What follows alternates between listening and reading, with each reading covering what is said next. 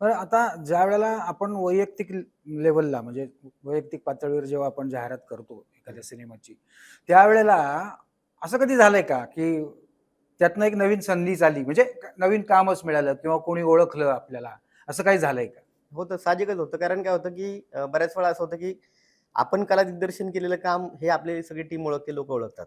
कधी-कधी मी प्रोडक्शनचं काही माझं सासवडला किंवा बरेच लोकेशन आहेत, त्यातून केलेलं काम ती ओळख असते. पण इनामकीने काहीतरी प्रमोशन केलंय, ते सोशल मीडिया, पेपरला किंवा कुठेतरी दिसतं. मग तेव्हा लोकांचा एक नजर असतो. म्हणजे कुणीही असेल, मार्केटिंगवाले असतील, निर्माता, दिग्दर्शक असतील, त्यांची एक नजर असते, की अरे हा माणूस आपल्या कामाचा आहे. मग तो फक्त कला दिग्दर्शन किंवा त्याच्या कामापुरता विचार न करता, हा सिनेमाला सपोर्टेड माणूस आहे.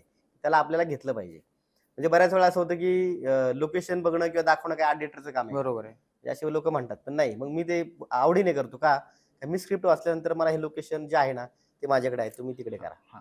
मग त्याचा ताण जास्त मला येतो ना. म्हणजे कला दिग्दर्शन, प्रोडक्शन, प्रॉपर्टी सगळं अंगावर मलाच घ्यायचं असतं. पण तरी पण होतं काय, का ती आवड असते, की माझ्या त्या हां, स्टोरीला न्याय मिळाला पाहिजे. बरोबर. मग ह्या गोष्टीमुळे मग लोकांचं म्हणणं असतं, की हा माणूस प्रामाणिक आहे. त्या कामाने काम मिळणं खूप गरजेचं आहे, लक्षात घ्या. हे नेहमीच नवीन प्रोड्युसर, डायरेक्टर असला पाहिजे नाही. पण सातत्य जे असतं टेक्निशियन आणि टीमचं, ते प्रामाणिकता ही आलं पाहिजे. महत्वाची आहे. तर तुम्हाला ते कामाने काम नेहमी मिळत राहील, असं मला वाटतं.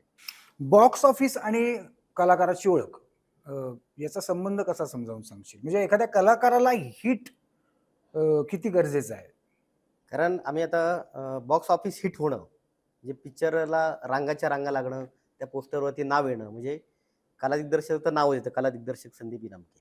पण ते नाव पाहण्यासाठी किंवा ते येण्यासाठी लोकांची गर्दी होते आणि आपणही आपलं नाव लोकांनी पाहावं, त्यासाठी तो चित्रपट हिट होणं, हे माझ्यासाठी तेवढी मोठी गरजेची गोष्ट आहे. त्यांनी काय होतं, की बरेच प्रेक्षक असतील, चित्रपटसृष्टी किंवा इव्हेंट क्षेत्रातली लोकं असतील, ते बरेच माझं नाव पाहत असतील किंवा माझं काम पाहत असतील. त्यामुळे तो चित्रपट हिट झाल्यानंतर ऑटोमॅटिकली आपल्याला ते काम येत असतं आणि ते आपल्याला एक आनंद देणारं असतं. जेव्हा आपण शूटिंग करतो, रात्रंदिवस जागतो, काम करतो, खूप कष्ट घेतो आणि ते अपार कष्ट घेतल्यानंतर जेव्हा सिनेमा थिएटरमध्ये येतो, जे ग्लॅमरस सगळे चकाचक फोटोग्राफी आणि सगळं शूटिंग, ग्लॅमरस दुनिया, पत्रकारिता हे सगळे जे काही चालू असतं, ते एसीमध्ये पॉपकॉर्न खात बसून ते आपला पिक्चर हं. पाहायचा.